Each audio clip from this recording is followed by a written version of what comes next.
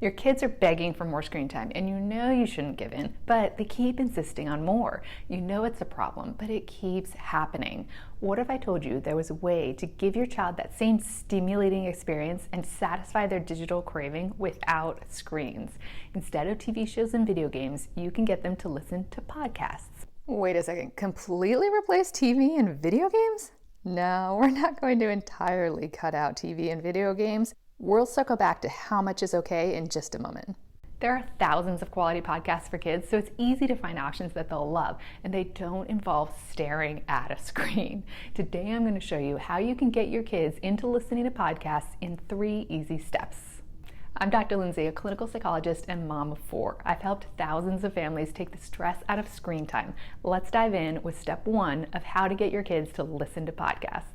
Moderation and balance are key when it comes to screen time for kids. They need to have limits set and enforced. Let's run through some of the screen time recommendations for kids. The American Academy of Pediatrics recommends 1 hour a day of screen time for kids aged 2 to 5 and 2 hours a day of screen time for kids aged 6 to 17. Now, are those recommendations reasonable and realistic? It's debatable, especially if you think about how many options there are for activities on screens these days, including schoolwork. So kids are doing a lot of their schoolwork on screens these days. Even if they may not be realistic for your child, they're very important goals to strive towards. And maybe you don't get quite to the 2-hour max for your 6-year-old, but you should know to be close to that and not, double, triple, quadruple that, which is where many kids in America at least are on their screen time these days.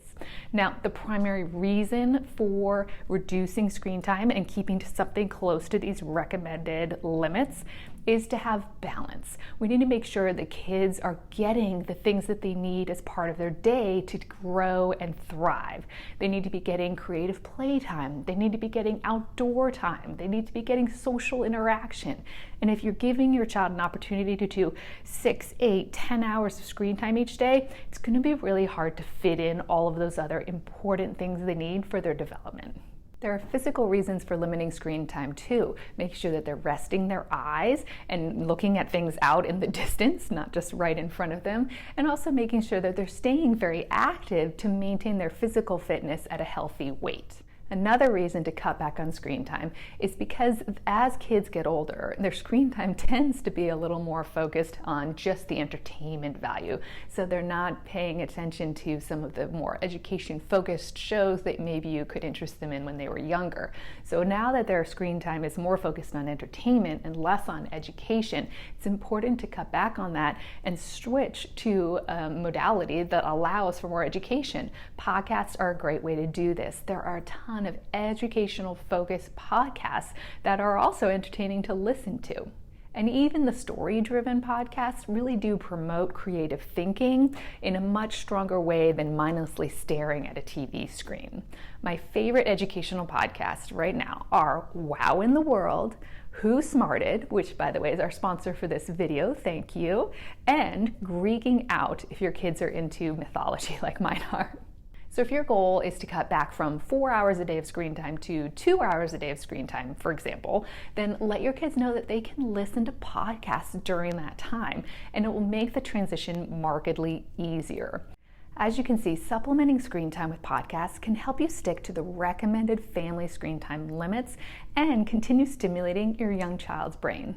The second way that you can integrate podcasts into your family's weekly routine is to use them as a means for promoting independence. So we all grew up with boom boxes and cassette tapes, and now parents tend to run music through Sonos speakers connected to their own phones. So your child may be missing out on the opportunity to select their own listening options.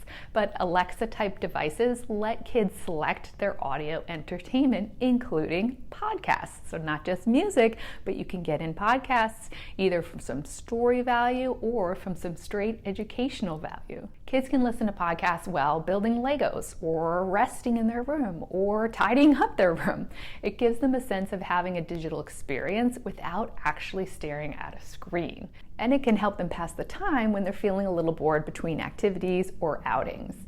It also may make independent play sessions last longer, which is a win for your child's growing autonomy and a win for busy parents trying to get a few things done around the house.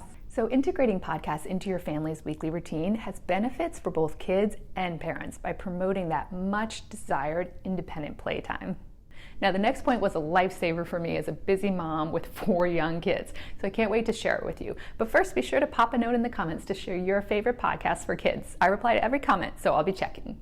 Now, on to step number 3 of how to get your kids to listen to podcasts. I don't know if you've ever ridden in a car with 4 active young children before, but it can be a bit of a circus and definitely not ideal driving conditions for parents. I'm guessing you've felt the same way before, even if you have just one child. There's bickering, whining, other annoying behaviors like kicking the seat and poking siblings. It can make you dread getting in the car with your kids, and it can be truly dangerous as a distracted driver. The car does not have to feel like a prison cell. Podcasts offer a distraction to promote better behavior. If your kids are entertained by the podcast, they're going to be much more likely to sit calmly, listen, and behave rather than bickering, kicking, and who knows what else. It's also a fun experience for the family to share in. You can discuss later in the day what you listened to. Maybe at the dinner table you bring up, oh, wasn't that fascinating what we learned on Who Smarted this morning? It makes for a great little family bonding experience. So download an episode of your favorite family podcast and get ready for a markedly more enjoyable car ride with your kids. Now that you know how to use podcasts as a solution to your child's endless screen time requests, check out my next video where I'll share my tips for ending screen time battles so when screen time is up, they quickly and calmly plug in. Keep up the good work on your amazing parenting journey.